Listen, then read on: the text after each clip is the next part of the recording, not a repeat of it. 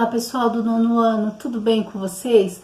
Bom, eu espero que sim, eu espero que você esteja bem, que a sua família esteja bem, que você esteja aí passando por esses dias confiando em Deus, confiando no Senhor, sabendo que Deus está cuidando de cada detalhe da sua vida. Isso é muito bom, isso é maravilhoso. Bom, nós estamos aqui para mais uma aula de ensino religioso. Nós aprendemos sobre a palavra de Deus. Nossa aula é sobre a Bíblia, sobre o que a Bíblia diz, sobre aquilo que é importante para as nossas vidas. Infelizmente, muitas pessoas veem a Bíblia como um livro cheio de regras, cheio de não pode, não pode, não pode, mas a Escritura, as Escrituras, a Palavra de Deus, ela nos ajuda, ela serve de direção, ela nos serve de esperança e fala sobre o amor, principalmente sobre o amor a Deus, o amor ao nosso próximo, e nos dá sim regras de conduta, de como devemos agir, de termos noção daquilo que é certo, daquilo que não é. Isso é importante. Nós estamos vivendo num mundo onde tudo hoje é invertido. As coisas que são corretas as pessoas estão chamando de careta, de errado, de ultrapassado. E aquilo que é errado, as pessoas estão dizendo não, faça o que quer, da maneira como quer, o importante é ser feliz. E às vezes esse ser feliz é maltratar outra pessoa, e as pessoas acham isso normal, mas não é. Mas a palavra de Deus, ela nos ensina como devemos viver, isso é muito bom. Também a palavra de Deus nos mostra que nas crises que nós enfrentamos, e nós temos falado muito nisso, nossas aulas de ensino religioso têm sido muito sobre isso, sobre Deus dar força para nós nos momentos difíceis. E muitos personagens, muitos homens e mulheres da Bíblia passaram por momentos muito difíceis, e nós vimos à luz da palavra de Deus que essas pessoas tiveram vitória, mesmo em meio aos conflitos, mesmo passando por tantas dificuldades. Muitas passaram por situações que a gente não consegue nem imaginar. Eu não consigo me imaginar na pele, na situação que homens e mulheres de Deus viveram. Mas Deus deu vitória, Deus deu vitória, Deus cuidou, Deus abençoou, Deus transformou, mudou a história. E hoje eu escolhi mais um personagem bíblico, mais uma pessoa para a gente conversar sobre ele. O nome dele, Elias. Elias foi um exemplo de alguém que passou por dificuldades, por grandes dificuldades, por crise, mas venceu, conseguiu vencer. Então, vamos caminhar aí pela história de Elias nessa aula. Vamos lá? Olha só, para começar eu quero ler no livro de Tiago, no capítulo 5, os versículos 17 e 18. Tá bom? Tiago 5, 17 e 18 diz assim: Elias era um homem semelhante a nós, sujeito aos mesmos sentimentos, e orou com instância para que não chovesse sobre a terra, e por 3 anos e 6 meses não choveu. E orou de novo, e o céu deu chuva, e a terra fez germinar seus frutos. Olha só, Elias orou para que não chovesse, mas por quê? O que estava acontecendo? Pois é, Elias, ele era um ser humano comum, como eu, como você, mas ele era um profeta de Deus. E o povo de Deus, o povo de Israel, passou uma época em que eles se afastaram completamente de Deus, completamente. Eles não queriam mais saber de Deus, eles não queriam mais saber a respeito das leis de Deus, sobre o reino, sobre nada. Eles estavam totalmente longe, praticando coisas terríveis. E Elias, ele foi usado nesse tempo, num tempo que as pessoas não estavam nem aí para nada, inclusive o rei, na época, chamado rei Acabe, esse aqui não queria saber mesmo, e ainda era casado com uma mulher chamada Jezabel, que era uma rainha, pensa numa mulher ruim, pensa numa mulher perversa, era Jezabel. Então o mundo estava vivendo essa situação, o povo de Deus estava totalmente distante e Deus usou justamente Eliseu para ir lá e falar com aquele povo, para ir até lá e confrontar o rei Acabe, a rainha Jezabel, né, para falar. E ele foi até lá e o povo ouviu e não se arrependeu. Além de não se arrepender, o povo também estava numa idolatria tão grande com deuses falsos, com Baal, um deus chamado Baal, e eles tinham os profetas de Baal, tinha aquelas pessoas que adoravam, e Deus fez com que não chovesse durante 3 anos e meio naquela terra, e houve uma seca muito grande, e Elias foi para longe, se escondeu da fúria, do ódio, da raiva, principalmente da rainha Jezabel.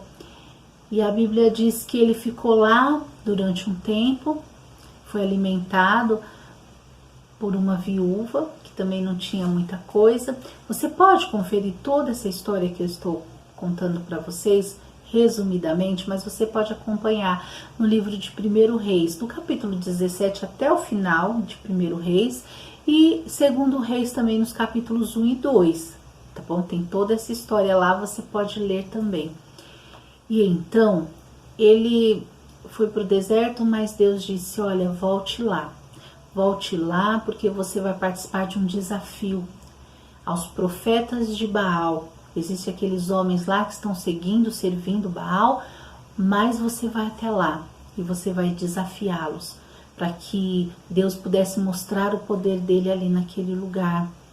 Então a Bíblia diz que ele foi, e eram 400 profetas de Baal, todos ali devotos àqueles deuses falsos, e ele estava lá. Que coragem que Elias teve, hein? Você teria essa coragem? Fala aí, você teria essa coragem de desafiar um monte de pessoas, de chegar numa situação, confrontar, confiando em Deus, sabendo que foi Deus que te mandou? Ainda assim, você teria essa coragem? Bom, Elias teve, ele foi até lá. Elias aceitou o desafio, foi até lá. E eram 400 profetas que estavam todos chorando, gritando e fazendo sacrifício, se rasgando, se machucando, se cortando, pedindo para que o Deus deles, Baal, mandasse fogo para consumir o altar ali com as ofertas. E nada aconteceu. Nem um carvãozinho, nada. E Elias orou. E quando Elias orou, a Bíblia diz que o fogo desceu e queimou tudo. Eles até molharam as lenhas, colocaram água, fizeram uma vala assim em volta do altar, encheram de água e até aquela água secou, porque Deus, ele é poderoso. Deus, ele ouve as orações. Quando nós oramos, o Senhor responde. Ele responde a sua oração, a minha oração. Desde que a gente ore com fé e acreditando que ele vai fazer, ele faz. Deus, ele faz, ele é muito poderoso para fazer tudo. E Elias tinha sido cuidado, né? Nada faltou para Elias enquanto ele estava naquele tempo de seca. Ele era alimentado até por pássaros. Você acredita? Eu acredito, porque se está escrito aqui na palavra de Deus, eu acredito que é verdade. Mas é incrível a gente pensar, não é? Que ele recebia pão, que ele recebia alimento de pássaros. Mas isso aconteceu. Depois também de uma viúva que não tinha quase nada, né? Eu falei para vocês da viúva que alimentou e ela não tinha quase nada. E Deus supriu a necessidade e ele não teve falta de nada. E sabe, eu quero dizer para vocês também que quando Deus está no controle da nossa vida, nós não precisamos nos preocupar. Nós também não sentimos falta de nada. E eu não falo somente economicamente, mas em todos os sentidos. Nós não sentimos falta de afeto, de proteção, do amor de Deus, da paz que o Senhor nos dá. né? Assim como Deus cuidou de cada detalhe da vida de Elias, saiba que Deus está cuidando de cada detalhe da sua vida também. Mas e aí? Depois que ele venceu esse desafio, as pessoas puderam perceber que Deus era o Deus verdadeiro, o único Deus. Então agora estava tudo bem, né? As pessoas confiaram em Deus, as pessoas passaram a acreditar, pararam com tudo aquilo que eles estavam fazendo. O que vocês acham? Se você acha que não, você acertou. Pelo contrário, as coisas ficaram mais difíceis ainda para Elias. Vocês acreditam? A rainha ficou furiosa. Jezabel queria matá-lo de qualquer jeito. Ainda mais agora que eles foram desmoralizados, os profetas de Baal morreram. E agora ela estava brava, furiosa. E quis matar Elias. E a Bíblia diz que Elias ficou com medo, muito medo, e ele fugiu. Elias era um homem, um ser humano como eu e você, sente medo, sente dúvida, e ele sentiu medo. E quando isso aconteceu, a Bíblia diz que ele foi se esconder numa caverna. Foi lá para uma caverna e quis ficar quieto, dormiu. Eu acredito até que Elias estava como uma espécie de uma depressão, porque a Bíblia relata que ele pegou um sono profundo e só queria dormir, só dormir. E aí o anjo apareceu para Elias e disse: Elias, acorda, olha, se alimente. Elias comeu, bebeu e voltou a dormir de novo. E Deus falou com Elias: Elias, o que você está fazendo aí? Ele disse: Senhor, eu prefiro morrer. Se o Senhor quiser me levar, pode me levar, porque olha a minha situação. Fui lá, fiz o que era correto e as pessoas não se arrependeram. Pelo contrário, parece que ficaram pior, né? E eu não tenho nem vontade de viver mais. Se o Senhor quiser, pode me levar. É ou não é uma espécie de uma depressão, uma tristeza, um abatimento, uma angústia? E ele se sentiu exatamente assim. E a Bíblia diz que o anjo foi lá, acordou ele de novo e disse: olha, come, levanta. E Elias se levantou e com aquele alimento ele conseguiu se sustentar por 40 dias. 40 dias. Ele foi caminhando, ele foi seguindo. Ainda havia coisas para ele fazer, coisas importantes. E ele teve uma experiência muito linda com Deus. Deus queria se revelar a ele. E aí passou um vento forte, derrubando tudo. Deus não estava naquele vento. Passou um terremoto, aconteceu lá um terremoto, um tremor. E Deus também não estava. Depois um fogo. Deus também não estava ali. E Deus se revelou a Elias numa brisa suave. Quando ele estava quieto, quando ele acalmou o coração, parou para ouvir a Deus. Quando ele deixou de lado o medo, as crises, o pânico. Quando ele deixou de lado e ele acalmou e confiou em Deus, Deus apareceu, Deus se revelou a ele.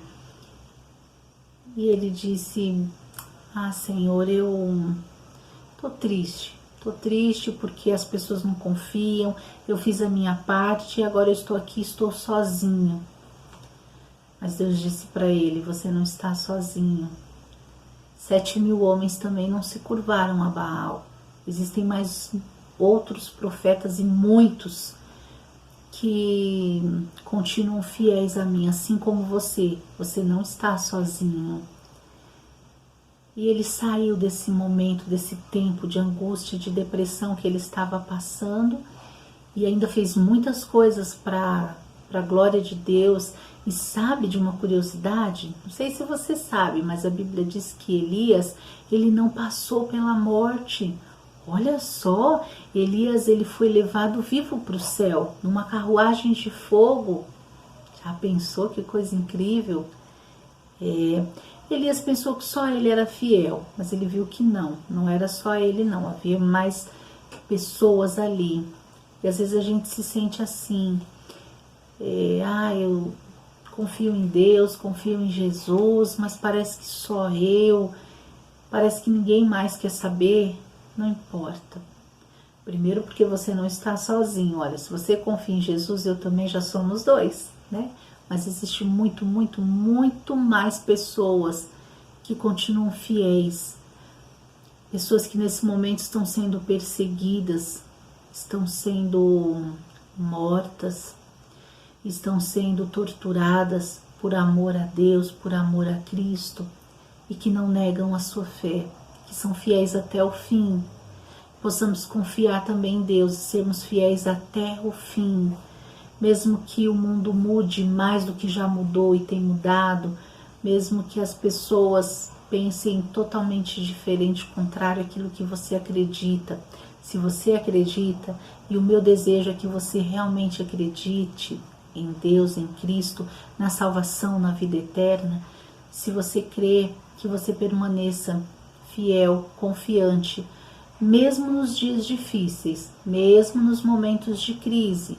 Elia tinha relacionamento com Deus, experiências incríveis com Deus, e ainda assim passava por momentos difíceis. É normal, nós também passamos, mas nós não podemos deixar de acreditar, de crer em Deus. Eu quero dizer para você, se você está passando por momentos assim, difíceis, eu acredito que a humanidade está passando por um tempo muito difícil, mas algumas pessoas têm sofrido mais. Algumas pessoas têm passado por situações bem difíceis. E eu não sei se é o seu caso, não sei se alguém da sua família também esteja passando por momentos assim, mas a esperança de que Deus cuida. Eu quero ler o Salmo 42, o versículo 11. Diz assim, olha que lindo. Por que estás abatida, ó minha alma? Por que te perturbas dentro de mim? Espera em Deus, pois ainda o louvarei. A Ele, meu auxílio e Deus meu. Espera no Senhor, que você ainda vai se alegrar muito. E se você já está alegre, se está tudo bem com você, maravilha, melhor ainda, continue firme, continue confiando, continue acreditando que Deus está cuidando de cada detalhe da sua vida, com certeza. Bom, eu quero aproveitar agora e fazer uma oração. Se você pode, você feche os seus olhos. Senhor Deus e Pai, eu quero te agradecer. Te agradecer, Senhor, porque mesmo em meio a lutas, a dificuldades, a esse tempo tão difícil que estamos passando, nós temos sentido a Tua presença. A mão poderosa do Senhor tem estado sobre nós, sobre as nossas vidas, e isso é maravilhoso, Pai. Nós não merecemos nada de Ti, mas pela Tua misericórdia o Senhor nos abençoa. O Senhor tem nos dado livramentos. Pai, que o Senhor possa encher o coração de cada um com a esperança viva, com a alegria. Que o Senhor possa transformar o choro em riso, em alegria. Que o Senhor possa levantar e fortalecer a cada um, Pai. Se há, Senhor, alguém triste, se há algum familiar nosso passando por lutas, que o Senhor seja o consolo, que o Senhor possa dar ânimo, força, coragem, que o Senhor possa fazer nova todas as coisas, Pai. Nos ajude a acreditar nos exemplos que o Senhor nos deixou, de homens e mulheres, humanos como nós, sujeitos a medos, a angústias, assim como nós, mas que nos mostraram que quando confiamos no Senhor, o Senhor pode fazer qualquer milagre. Pai, fica conosco, nos guarde, nos livra, nos proteja de todo o mal. É o que eu te peço em nome de Jesus. Amém. Amém. Então fiquem todos com Deus e até a nossa próxima aula, se Deus quiser. Tchau, pessoal.